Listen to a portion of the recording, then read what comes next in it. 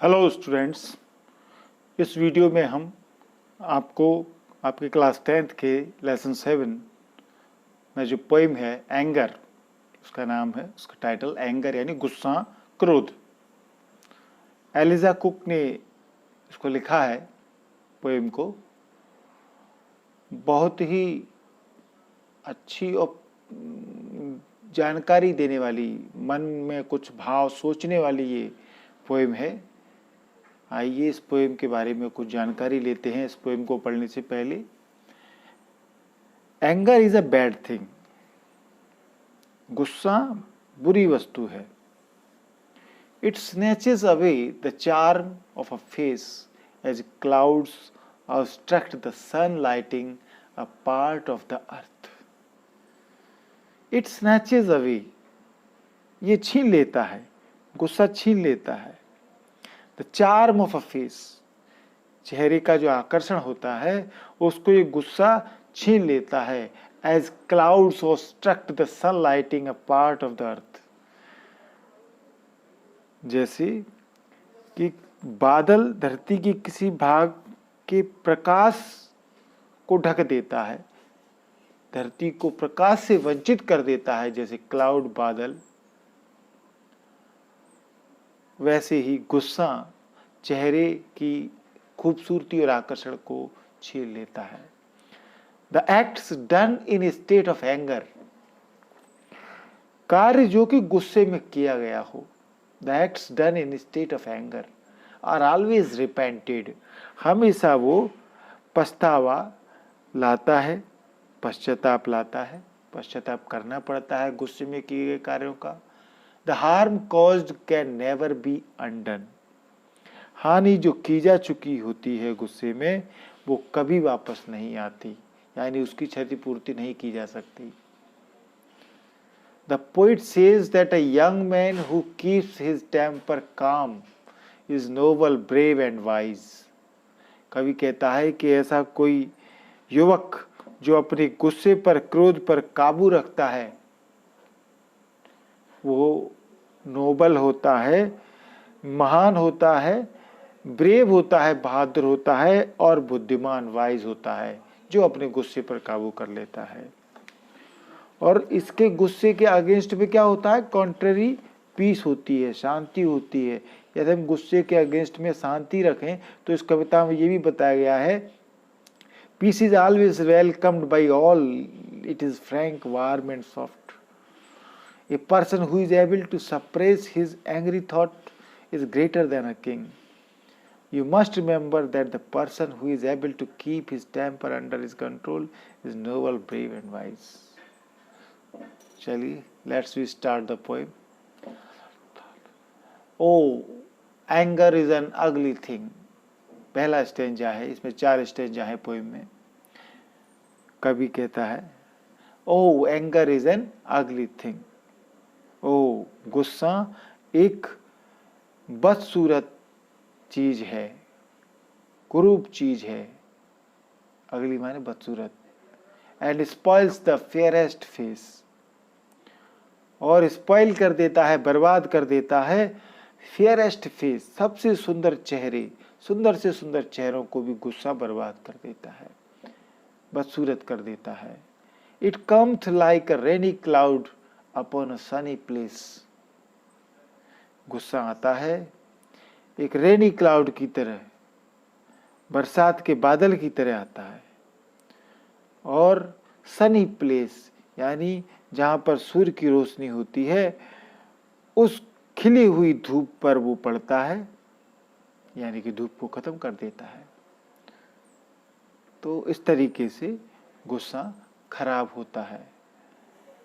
दूसरी स्टेंजा है, one angry moment often does what we repent for years.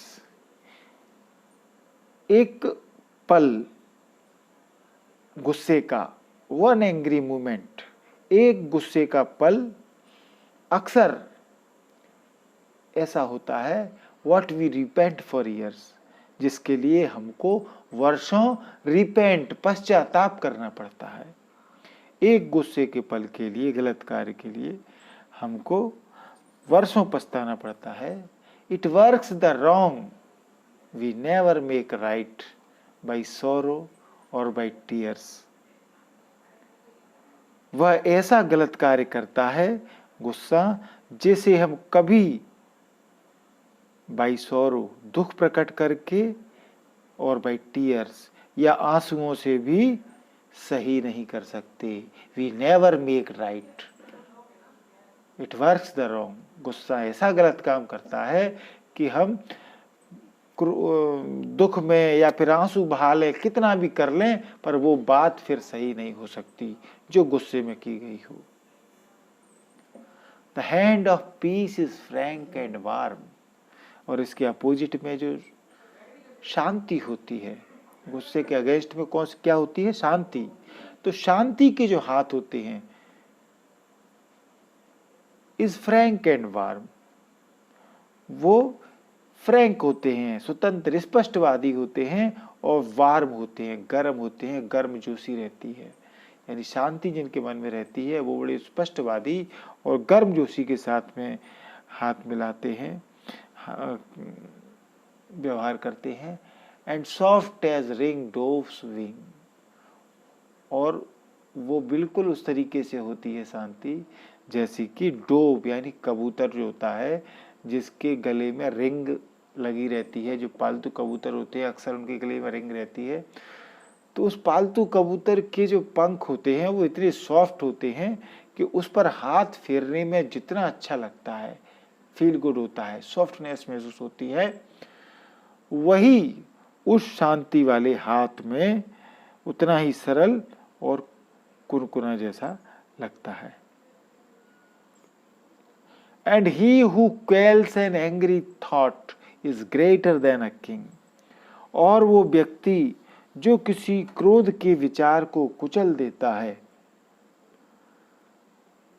जो क्रोध भरे विचारों का दमन कर देता है, is greater than a king.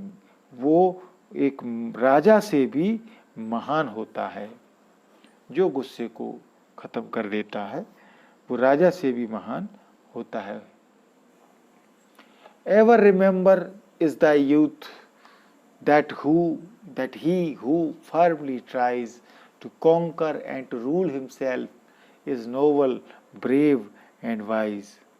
अपनी युवावस्था में हमेशा याद रखो, ever remember in the youth, अपनी युवावस्था में याद रखो, that he who firmly tries, कि वह जो पूरी दृढ़ता के साथ में प्रयास करता है, टू कॉन्कर, जीतने का, खुद को जीतने का, एंड टू रूल हिमसेल्फ, और खुद पर शासन करने का, खुद को जीतने का जो प्रयास करता है जवानी में, is noble, brave and wise. वो बिल्कुल ही महान, बहादुर और बुद्धिमान, साहसी व्यक्ति होता है. तो गुस्से को आप खत्म करें. गुस्सा बहुत नुकसान करता है. आइए इसके क्वेश्चन एंड आंसर्स हम इसी वीडियो में देखते हैं. पार्ट ए में जो क्वेश्चंस हैं उनको देखते हैं पहले, जो कि 1 या 2 लाइनों के होते हैं. तो पहला क्वेश्चन है, how does the poet describe anger in the first stanza. कवि पहले स्टेंजा में गुस्से का वर्णन किस प्रकार करता है, क्रोध का वर्णन कैसे करता है. आंसर है, the poet says in the first stanza, कवि पहली स्टेंजा में कहता है, that the anger is an ugly thing, कि क्रोध एक बुरी चीज है.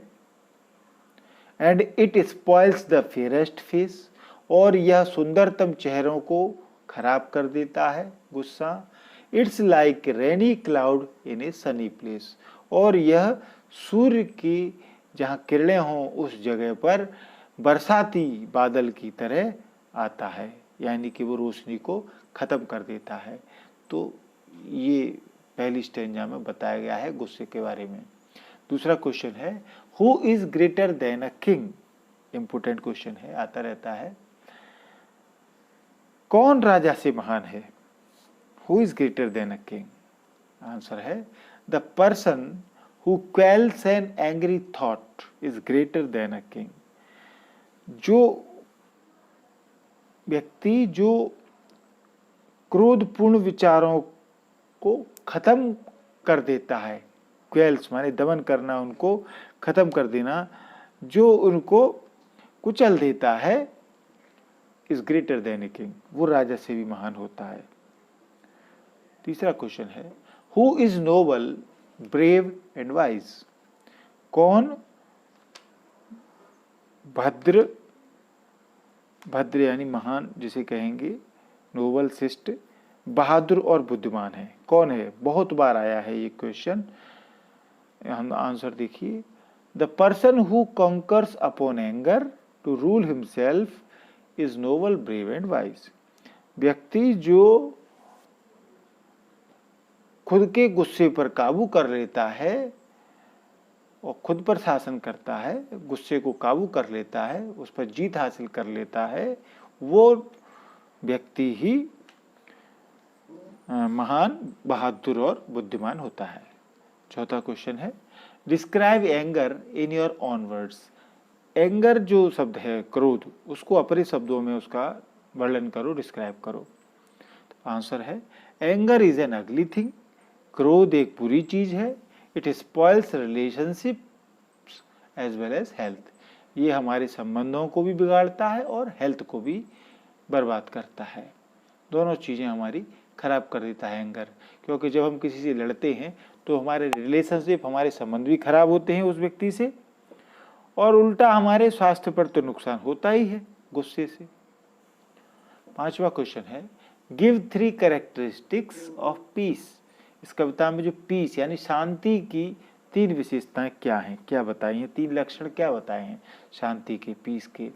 तो peace is frank, warm and soft. Free जो पीस है शांति, वो स्पष्टवादी, फ्रैंक होती है, वार्म गर्मजोशी भरी होती है, एंड सॉफ्ट और नर्म होती है। पार्ट बी का पहला क्वेश्चन है, ये क्वेश्चन थोड़े से 3 और 4 सेंटेंसेस के होते हैं, बड़े होते हैं।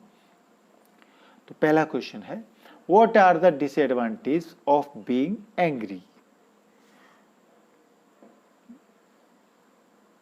तो क्या अर्थ है इसका, गुस्सा होने का क्या नुकसान है, क्रोधित होने के क्या हानियां हैं, क्या नुकसान है एंग्री होने के। आंसर है, the disadvantage of being angry are many, गुस्सा होने की कई हानियां होती हैं।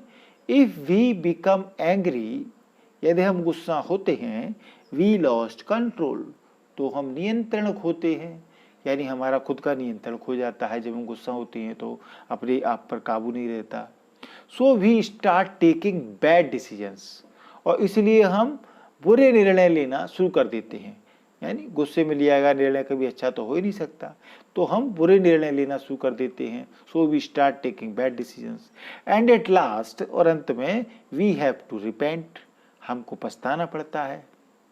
So we should not be angry, इसलिए हमको गुस्सा नहीं होना चाहिए। तो ये हानियां हैं गुस्सा होने की। दूसरा क्वेश्चन है, why do we repent for a long time, हम लंबे समय तक क्यों पश्चाताप करते हैं, लंबे समय तक क्यों पश्चाताप करते हैं। We repent for a long time for those mistakes that we make when we become angry, हम लंबे समय तक उन गलतियों के लिए पश्चाताप करते हैं जो हमने की, that we make when we become angry, जब हम गुस्सा होते हैं तो हमने जो गलतियां की उनके लिए काफी लंबे समय तक हमको पछताना पड़ता है। गुस्से में की गई गलतियां भविष्य में आगे तक नुकसान करती हैं। तीसरा क्वेश्चन है, कंपेयर पीस विद एंगर, शांति की गुस्से से तुलना करो, कंपेयर करो पीस की एंगर से। तो anger and peace are opposite to each other, गुस्सा और शांति एक दूसरे के अपोजिट होते हैं, विरोधी होते हैं। Peace is frank, warm and soft, शांति जो है वो स्पष्टवादी, गर्मजोश भरी और सॉफ्ट होती है, मुलायम होती है। वेयर एज एंगर इज अगली, जबकि जो गुस्सा होता है वो बदसूरत होता है, हार्ड होता है, एंड फुल ऑफ सॉरो, और दुख से भरा हुआ होता है, कठोर होता है, हार्ड होता है गुस्सा। चौथा क्वेश्चन है how can anger be conquered, गुस्से पर काबू कैसे किया जा सकता है। तो देखिए, anger can be conquered by quelling angry thoughts and keeping a cool head.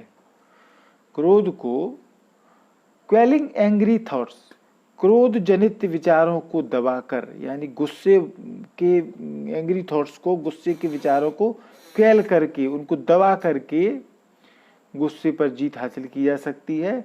And keeping a cool head, मतलब दिमाग को ठंडा रखें, या फिर इस स्क्रीन पर जो आंसर दिख रहा है इसको अपन बोल सकते हैं anger can be conquered by changing the temper, क्योंकि जो कूल माइंड होता है वो क्या होता है, हमारा टेम्पर, स्वभाव होता है। तो गुस्से को हम अपने टेम्पर को, स्वभाव को बदल करके जीत हासिल कर सकते हैं। It requires great patience and bearing, और इसके लिए हमको बहुत अधिक सहनशीलता और धैर्य की आवश्यकता होती है। इसके लिए हमको बहुत अधिक सहनशीलता और धैर्य की आवश्यकता होती है, जरूरत पड़ती है, तभी हम गुस्से पर काबू कर पा सकते हैं। तो ये आपके क्वेश्चन आंसर खत्म हुए और आपका पोएम भी आपको समझ में आ गई होगी। तो ये आपका लेसन कंप्लीट हो गया है। आपको वीडियो पसंद आया होगा। सारे क्वेश्चन आंसर आप राइट डाउन करें, आराम से कॉफ़ी फेयर करें। जल्दी ही आपको आपके आगे के लेसन लाए जाएंगे। ये वीडियो आपको पसंद आया हो तो इसको लाइक और शेयर करें, और यदि चैनल आपने अभी तक सब्सक्राइब नहीं किया है तो सब्सक्राइब वाले बटन को आप दबाइए, और यहाँ पर बेल आइकॉन उसके बगल में होगा उसको दबाइए, तो 3 ऑप्शन आएंगे, जिसमें ऑल वाले ऑप्शन पर आप टिक करेंगे तो सारे मेरे वीडियो ग्रामर वगैरह के आपके मोबाइल पर तुरंत पहुँचेंगे आपके नोटिफिकेशन में। तो ये वीडियो आपको अच्छा लगा होगा। Thank you.